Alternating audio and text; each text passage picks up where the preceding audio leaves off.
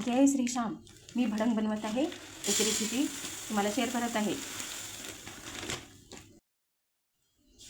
हे अर्धा किलो भडंग मुरमुरे आहे। भडंगचा मसाला बनवायचा आहे आपल्याला।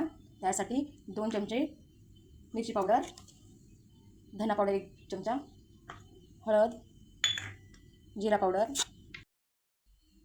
मीठ, साखर, हिंग, आमचूर पावडर, हे सर्व मसाले मिक्सरमधून बारीक करून घ्यायचे आहे। चला मग आपण भडंग बनवूया। 100 ग्राम तेल टाकलेलं आहे आपण कढईमध्ये। तेल आपलं गरम झालेलं आहे। आता मोहरी टाकून घेऊया। मोहरी तडतडली, आता जिरे टाकूया,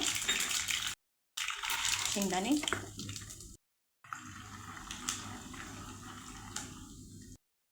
शेंगदाणे तळलेत आपले। आता टाकूया कढीपत्ता, डाळव, लसूण ठेचलेला, सर्व जिन्नस आपलं फ्राय झालेला आहे। आता आपण जे भडंगला मसाला बनवला होता ना, ते मसाले टाकून घेऊया। मसाले आपले सर्व फ्राय झालेले आहे।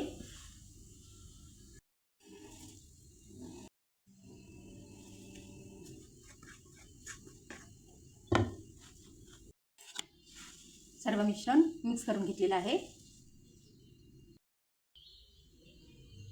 भडंग आपली खाण्यासाठी रेडी आहे।